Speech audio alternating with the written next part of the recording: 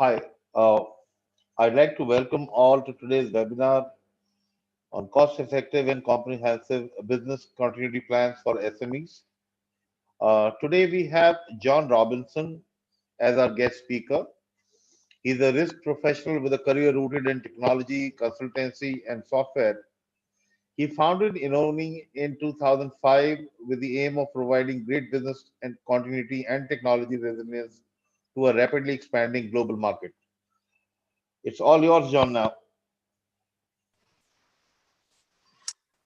Thank you, Taran, and good morning, everyone. My pleasure to be here. It's early in the UK, so we'll get on with this. Taran just gave a brief intro of me. That's a better picture. I think the important things in that list of points there, we've been a core partner since 2014. We've worked closely with core on a number of projects, collaborating both in the GCC and also from here in the UK. So what I'm going to show you today is it's very similar to the work that we've done with core, and I think you can take it as representative. Taran also mentioned that we've been running since around 2005 as Inoni. We started a little before that as what is now our parent company, JR Consulting. It's a family business, but it's grown, and we see a lot of organizations using our products now. You can see from the list, we've provided continuity and resilience expertise, finance, insurance, pharmaceuticals, mining, telecoms, and many other sectors. And I think the main thing about the slide is because we are a tight-run niche provider, we put a lot of importance on producing extremely good workable solutions. It's not just a paper solution. And that's been a focus for us. So the invitation that you received from Core and Diraj and PB, the thing that brought you to this seminar, I think it's important to focus on that for a moment. And I boiled it down to 5 key points, which I'm going to try to make sure I answer as we run through this. Why should we invest in continuity? Are there cost-effective solutions out there? There are a lot of expensive solutions, but can you find something that will work for you? Who will deliver this? If you took on Core to do this work, will you get the very best to deliver the solution? And the focus of what I'm going to tell you today, what makes our approach fast and painless. I think this is the root of most of this, because if you can have a way of delivering business continuity that is smooth, that doesn't affect your operation, it doesn't take over what you're doing, and it sits there and it still protects you, then I think you have something that's worthwhile. It's something that you'll want to keep, and if it doesn't cost too much, so much the better. And I'll address the cost thing a little bit further on towards the end. But for now, I'm going to take you through these more practical points initially, and then look at the commercials as we get to the end of the presentation. So why do we do this? What makes it worthwhile? Well, this is something we get asked a lot of times, and obviously every proposal we produce, we try to explain why organizations really ought to be doing this. So I'll just run through the headlines. There are many reasons, but I think the main driver for almost everyone is compliance, and being seen to be doing what it takes to become a reliable provider of whatever service you're providing. So this is the audit and regulation piece, is assurance to your stakeholders generally. It's so that anyone who relies on you in any way has evidence that you are aligning with best practice. So that is a big driver, and I think it's possibly the biggest that we ever come across. A second one, and you'll see this later on, is customer assurance. It's in a similar vein to compliance. Many customers, though, have their own supplier due diligence. Some have a stronger focus on business continuity than others. We have one customer who actually asked us to build a supplier due diligence portal, a tool set for them that collected their suppliers, particularly information security and business continuity characteristic information. It evidenced everything. So some go much further than others, but they actually won't take you on as a customer, as a supplier, unless you satisfy their needs. And we see that, I guess, in about 50%, 30% of our customers. The next one is actually governance. So very similar to the compliance line at the top, but this is the owners of organizations insisting that the actual executives implement business continuity to protect their investment. And I would actually, there's one I've actually missed out of this group, which I probably should have mentioned earlier on, the compliance piece. An awful lot of our work is driven by insurance. So you'll find that we partner with large insurance organizations who then require their insured clients to have business continuity plans. So I would include that into this group. The fourth one there is about supplier terms. I think to a certain extent that's true. Perhaps it's the weaker of the four. This is a not very often focused on point. There's a whole piece around if you have your response to major disruption set out clearly, it gives you a stronger basis for a lot of your strategic business decisions. It lets you plan with certainty, look ahead. I don't think anyone could have foreseen COVID exactly, but I can tell you now that we've written COVID response guidance as part of a continuity plan for a number of companies, and some of them are using it day to day for their strategic decision making, just the process that we go through. So I know this is happening out there. The last point that really says why do this is I think an awful lot of organizations and people will look at business continuity and think, yeah, we know what to do if the building burns down, or if there's a power cut, or if IT fails. Things are changing so much. I think through the lens of COVID, we're all working differently, and therefore the conditions we should plan for have also changed. If you've got 90% of your workforce working from home, the real issues that you face are probably relating more to IT and telecommunications and human issues, people working individually and becoming socially isolated, than ever before. They're skewed completely. The other new age risks that we deal with continually, really, I guess, climate change. We see, particularly here in the UK, a lot more flooding, but the extremes will be different in every part of the world. The whole cyber issue is dominant. It's becoming a strategic threat for business. If you get a cyber attack, it's not an IT issue. It's taking you out of the picture, and you have to have the right response and the right words to deal with it. So very, very important. Political activism of the type that we've seen that changes countries, the way they're being governed and the way decisions are being made, the knee-jerk actions, and I guess COVID on top of that. If I give you one example of a continuity plan under COVID, we have a customer that imports flowers and fruit from South Africa. To get them from there to here, they had to cross 3 or 4 different country boundaries. And in each country, the rules for COVID were different and were changing almost daily. And yet they still have to get their supply. So they have a completely different risk to their supply chain as a result of this changing situation. So just having the thought process in place to deal with these kinds of issues, I think, is a complete justification for doing it systematically and having a strong framework, something that you know that when things are looking difficult, we can turn to it and know that we're going to have a well-ordered thought process that doesn't involve rash decisions or knee-jerk actions, something that ensures we've thought it through. And I think that is an absolute necessity in every organization now.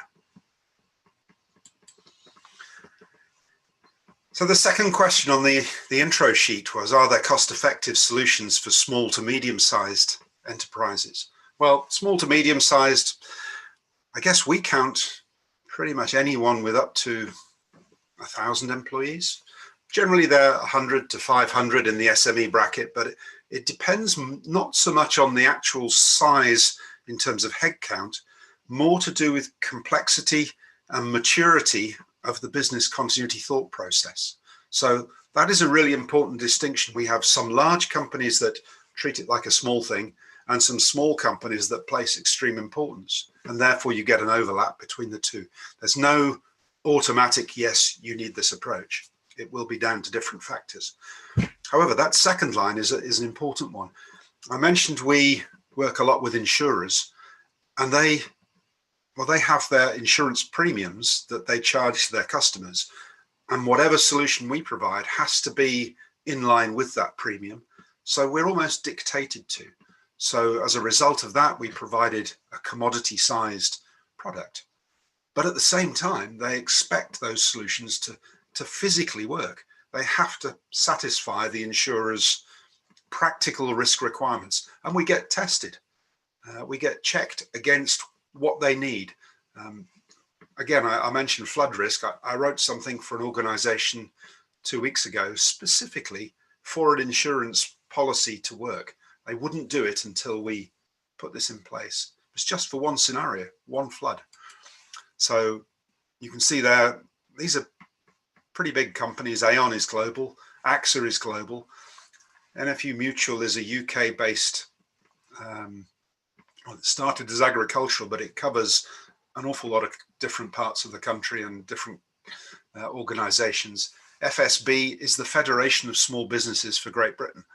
So it's got hundreds of thousands of members, all of which are offered this service. And the one on the right-hand end, Aston Lark, is another big broker. So all these insurers believe in this solution. They buy it. Well, they don't buy it. They either offer it or they resell it. So we actually offer 3 sizes, if you like, each of which is pretty flexible in its own right. And it starts with micro, which is the one I'm going to show you a quick case study of in a moment. Micro was designed specifically for, well, it was originally, we offered it as a template type solution to people who, you know, it was very, very low budget. What it's actually turned into is a very inexpensive sort of software license, plus a few days of consulting time.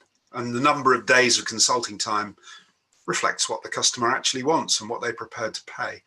And as such, that fits most businesses. It's quite a good way of doing it, up to a certain size where the maturity fits that actual deliverable. It tends to be a single deliverable. It's very compact, doesn't take long to do. The next one up is Essentials. Essentials is better aligned with international standards, I would say. It's more detailed. It provides very strong evidence, and we have some very large companies that actually use just that. It's multi-site, international, and has some quite good features that I'll show you a little bit later. So those are the 2 that I'll cover today, and really they're the focus of what we do, and they overlap, as I say. Pro on the right-hand end there is generally a much higher complexity. It's aimed at organizations probably of 1,000 plus employees, but more importantly, it's bespoke. So we start with something that we know works, but we shape it then to fit the organization, and it will go up to very large organizations if required.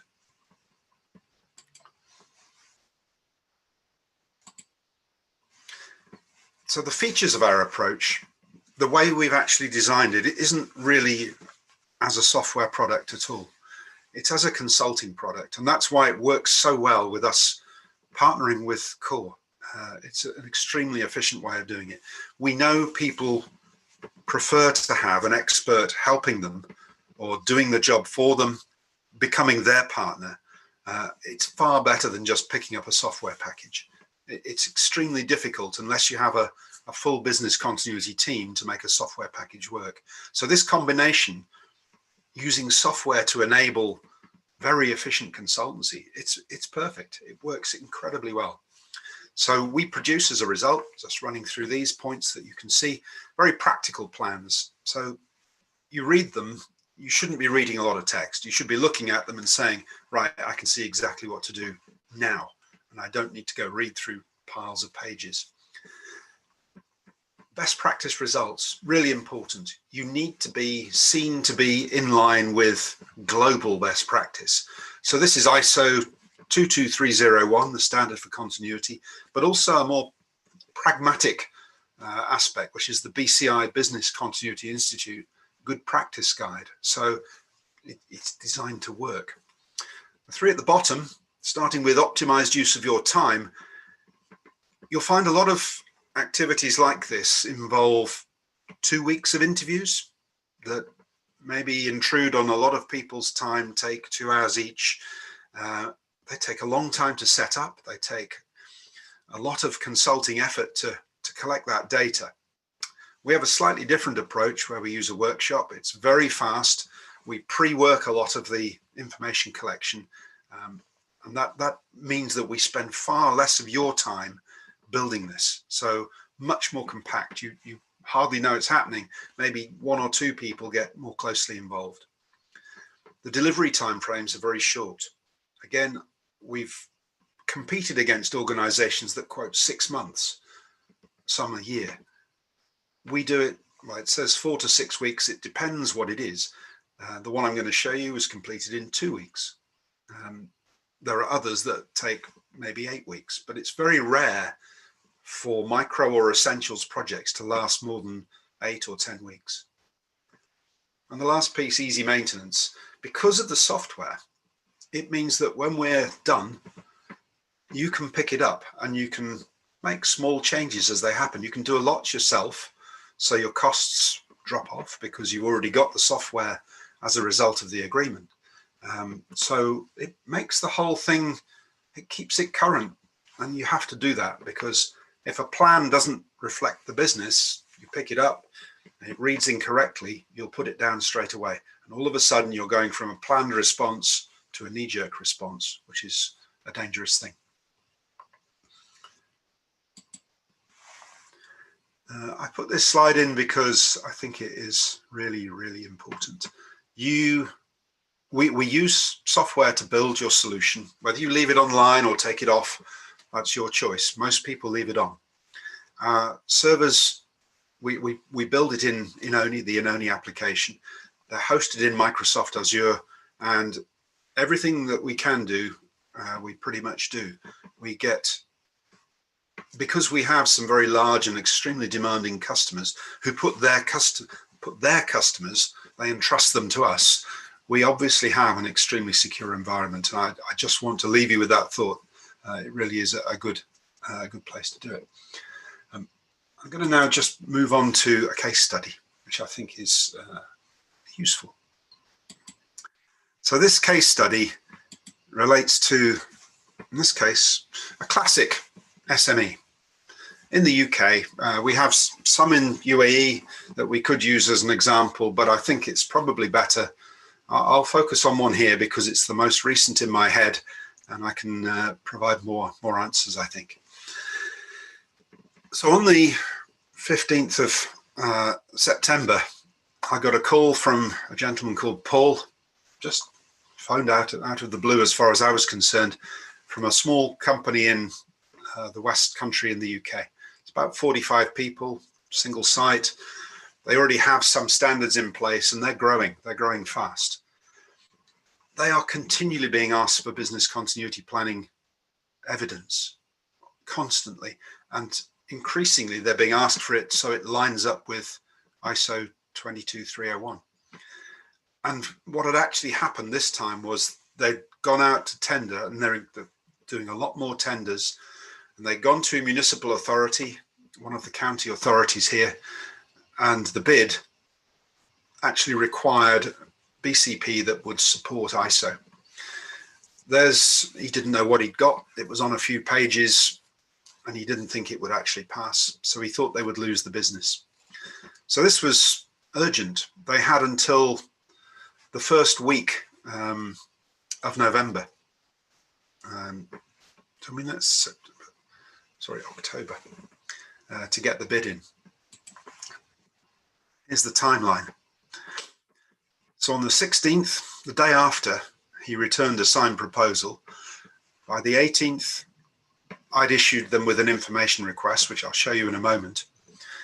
By the 28th, based on that information, a number of conversations with most of them just with one person, two people actually. I talked to the IT guy, lasting, I guess, probably 4 to 6 hours maximum in different calls. We collected all the data, we talked through the analysis, and I'd actually, or one of the guys here had input all of that data into the system. On the 1st of October, we did a walkthrough with 4 members of his senior management team and the managing director.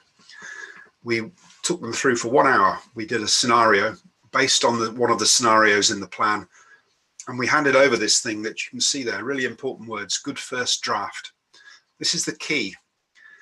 If you can build something really fast and make sure it definitely works, you don't necessarily have to spend a large proportion of time polishing it and getting every last detail beautiful and correct. You get a good first draft in extremely short time that does the job and works.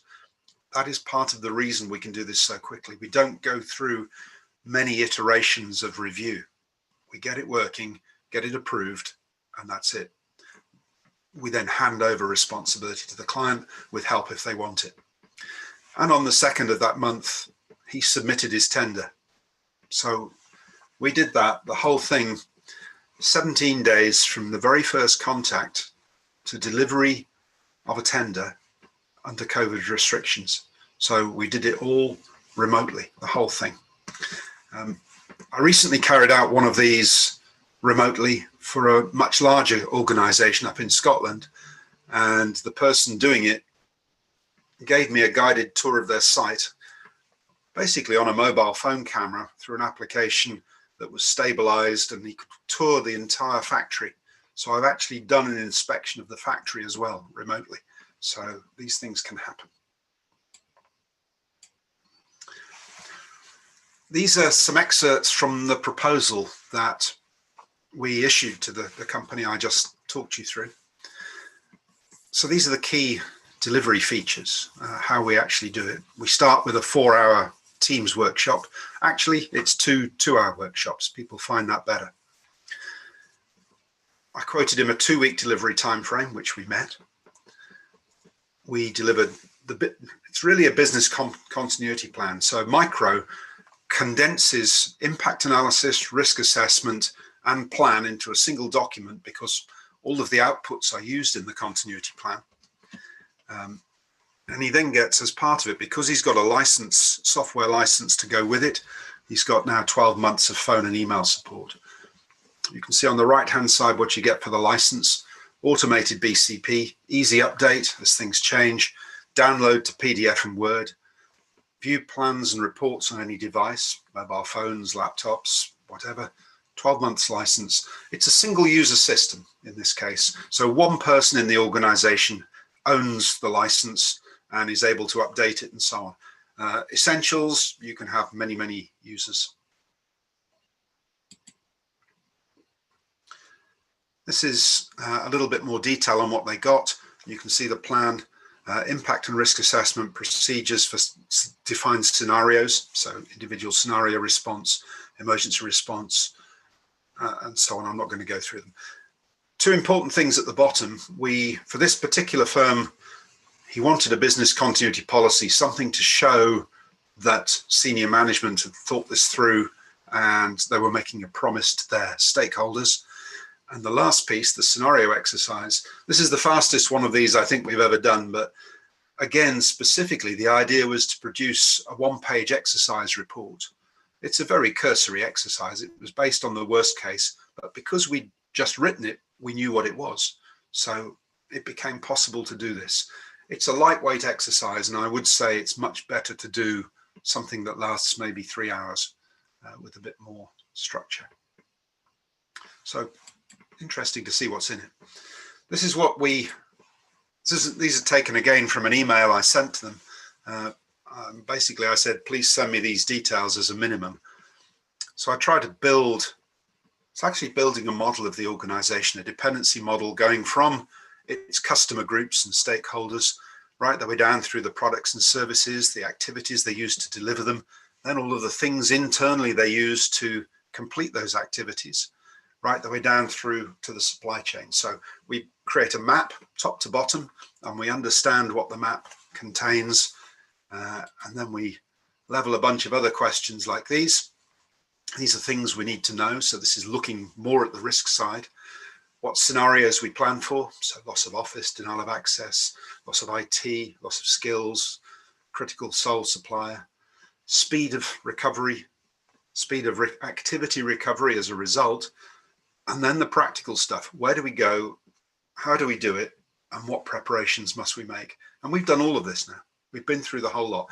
I've left them to make the preparations, but because they're a project-based organization, and generally they'd have 5 or 10 projects running simultaneously, if they lose their head office, it's relatively easy for them to initially work from home and then go and hire an office, because the actual operation takes place out there on the customer sites. So very specific solution for them, but you can see how all this gives us a really good picture, an impact analysis. I can see what we need to get back first because of the questions I asked, and I can see how to rebuild because I know what the building blocks are. And this was his result. I'm sorry I had to redact a lot of this because it is actually, it's his email. And he sent to me an email on the 1st of October after we completed the exercise. Hi, John. Thank you very much for your expert help and support compiling our BCP. Been very interesting and incredibly informative. That, I think, those were the key words for me. The fact that this told him new things about his organization that he didn't know before. And he's the managing director. Okay. So he learned a lot through this experience. And I think that is a really big takeaway. It lets you reason about how this is going to work and about your business. A different view. It's a risk view. So see if I can answer the questions you have in your head. Who are they? I think I said that. They're a small organization to the west of the UK, and they deliver fit out projects, shop fit outs. In this case, a municipal farm shop. They had to fit out a whole facility. What did it cost? These guys, I think it cost them about £2,800. So in dirham, multiply that by 5, so maybe 12,000 dirham. How long did it take? It took about, as I say, 17 days completely. They got a BCP out of it that covered all of the things that were being looked for in the tender, and is closely aligned to ISO. I would say the gaps between what we did and ISO are more to do with the behavior and the management of the system than the content of the plan. The plan ticks all the boxes, but in terms of how they manage their operation to make business continuity happen, there's a lot more of it that falls back onto them, and they still talk to us about it to make sure they're doing it properly. The effort required by the client, I would imagine, is probably about 2 man days, if you include reading the plan and sitting through the scenario exercise. They have access to the software, so they can update it. They know how to test it. They've seen a scenario run, and they know that there are things that they need to do. Yes, it will satisfy their customers and auditors. It will do the job. For an organization that size, it's more than adequate. If you've got a bigger business, you use essentials, basically. I'm going to see if I can just sign in and show you. Bear with me 2 seconds. I'll show you I'll give you a quick look at the application itself.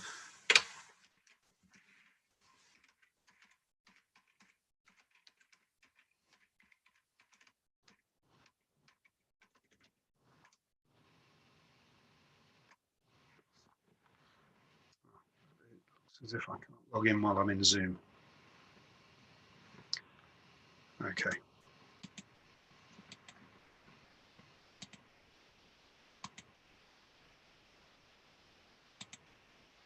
Yes.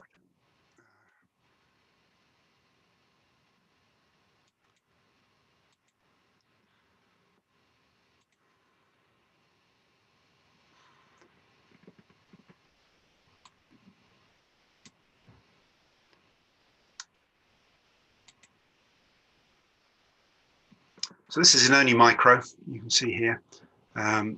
This is a dummy account. I'm not going to show you a live customer. That would be. John, perhaps it's not showing at the moment.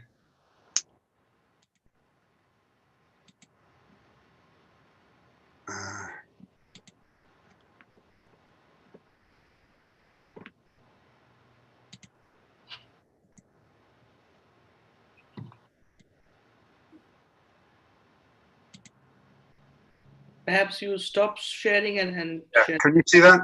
Yeah, we can. Okay, I'm sorry. It came up on a different page. I do apologize. This is in only micro. You can see this. This is a dummy account. Very briefly, just to show you how it works like this. You simply edit it and fill in the details, and it gives you a contents list. And it's a template with some intelligence built into it, and it will then allow you to go and build a plan very quickly like this. And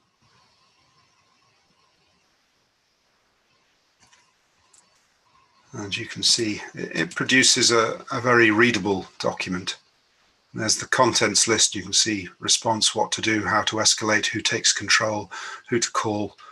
The contents are very graphical, tabular.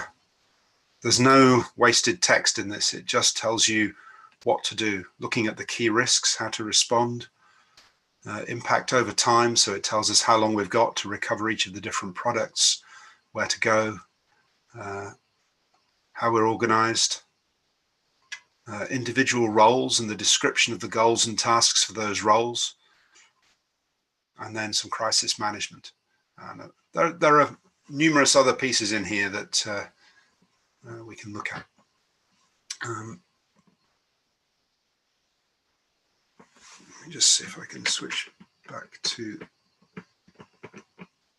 that. As well as it being online, you can also, can you now see a screen with scenario card, PB? Yes, John. Yeah, okay, thank you. Just making sure. This is the same, this is actually a look at essentials, but what I'm showing it to you on is a mobile phone. It's literally a picture of a mobile phone. What this is showing is a really powerful feature. The fact that you can get it on a phone is one thing, but this is a scenario card. So what we write for essentials doesn't happen quite the same in micro. We create a deck of cards in addition to the plan, which is a thicker document. You have these cards. So in an emergency, if there are 5 people meeting, they don't all turn up with 70 pages. They turn up and they pull the scenario card for the situation, and it tells them what to do. And they then each have a role card. So the whole response, people only have 2 or 3 pieces of paper that are 2 or 3 screens on a phone that they need to look at. Rather than 70, you actually have the whole thing boiled down. And this is a phenomenally powerful way of doing it, which I thought I would share with you. I'll just talk about in only essentials for a moment. It's a different structure. You can see here, whereas micro is a single deliverable, a single process, essentials has got a number of different stages, a framework that contains all the ISO material and a directory. It then has a separate impact analysis that tells us what our deadlines are and our priorities, a separate continuity risk assessment, so a risk register, and that feeds into the continuity plan. The plan then also breaks out into these things: scenario cards, role cards, and site cards, and that's what I was just talking about. So it's all one piece, but reduced. Importantly, the other things you get: a review tool, on the right-hand side, which lets you check whether things have changed, an exercising tool, and this very valuable thing down here, a managed service.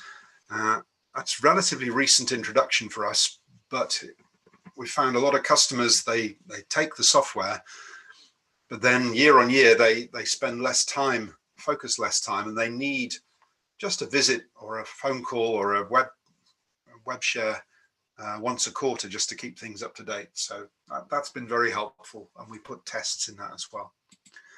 The Essentials homepage looks like this, and you can see it's got those same components down the left-hand side, and you edit it in the same way I showed you Micro.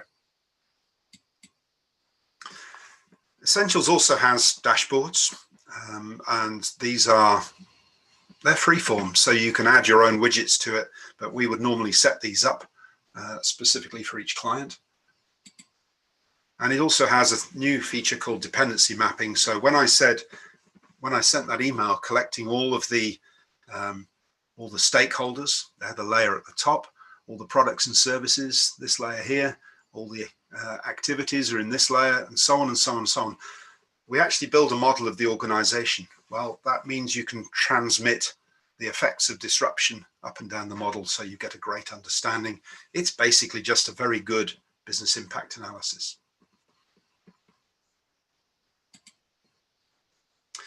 That's all I was going to say. I'm really, really happy to take questions. I do have a few other slides, but let's just look at the conclusion for a moment. So you can tell, obviously, I'm passionate about this, and I know Cora are as well. And we really believe very strongly this is something that all organizations should be doing. To manage, to take all the upside risks in your business, the things that make you money or profit or whatever it is that you make, is one thing. But the reason you're able to do it and not compete with everyone else is because you manage the downside risks better than they do. Well, business continuity is just a part of those downside risks. And the fact is, it may be very unlikely, but if it happens, it could finish you. So to not invest in it seems to me the wrong way to go about this. You really, really, it should be part of risk management, a specialized part. I think I've shown you that there are some very cost-effective ways of building business continuity for SMEs. So you can do this for a very small amount. You get what you pay for. I mean, the whole thing is not if you're going to take expertise, you will pay a going rate for that expertise. But the software that enables the expertise to deliver much faster is not expensive. And it's wrapped into the product. It's part of a consulting delivery. And that's the important thing to note. You're buying a relationship and expertise that's enabled by a piece of software. We only really employ experts in our organizations. We're all specialists at what we do. So you won't get someone who doesn't know what they're doing, is what it comes down to. You will have a real specialist looking after you, someone that you can ask the difficult questions and get sensible answers. The software itself, well, I personally won't work without it anymore. We just don't do work without the software, because we become less effective, less profitable. It delivers less benefit to our customers. So I wouldn't do it a different way now. I certainly wouldn't go back to Excel and Word. I think they're almost impossible to keep up to date. For 20 years, that's what we were using until we came up with this approach, which took out all of the repetition, took out all of the need for detailed updating and going and checking every phone number and everything. It just doesn't work.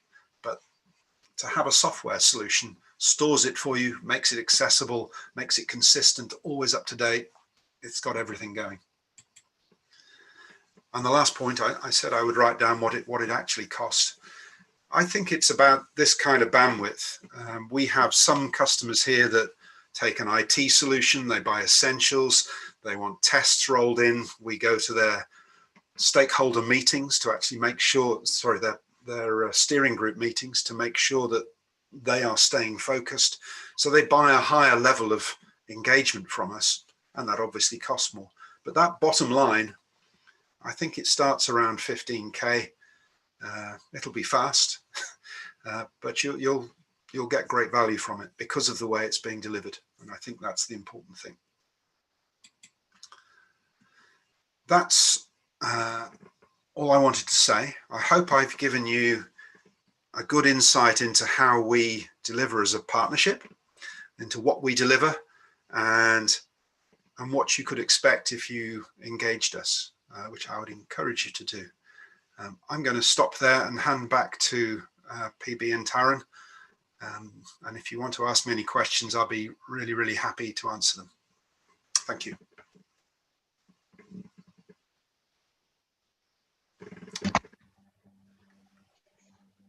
Questions, anyone?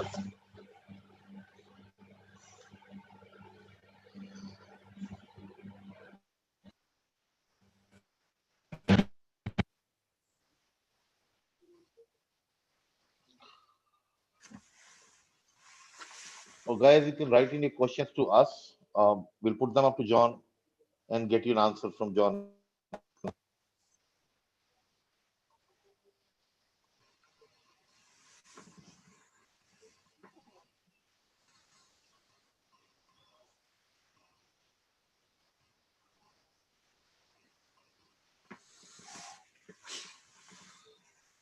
Guys, can you have all open up the cameras for a group picture, please?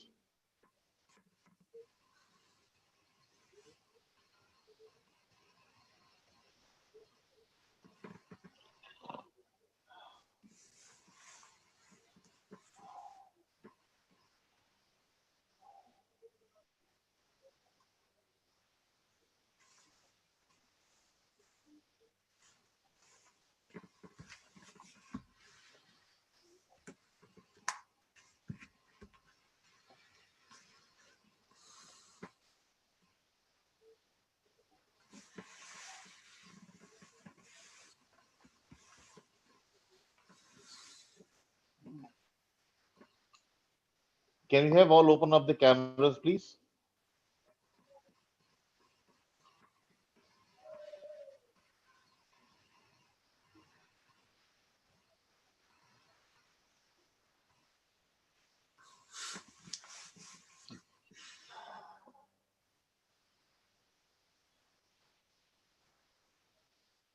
Guys, can we have group picture?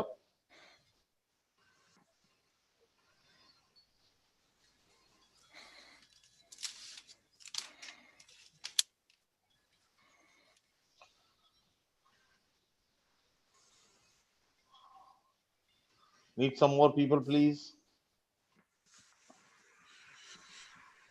Hello.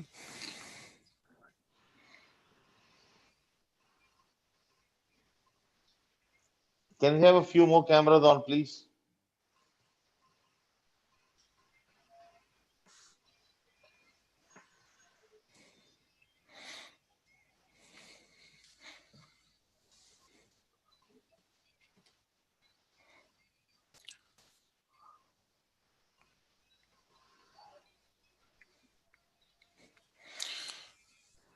We'd like to thank you all for joining the webinar. Please feel free to write to us with your questions and queries, and we shall revert to you shortly. Have a great day. Stay safe, stay healthy, and we'll see you in the next one. Thank you. Thank you for the wonderful. Thank you, Mr. Tom. Thank you. Everyone. Thank you all for joining in. Thank you, Mr. Thank you, John. Turan. Thank you. Thank you Thank you, for John. Have a nice day. Thank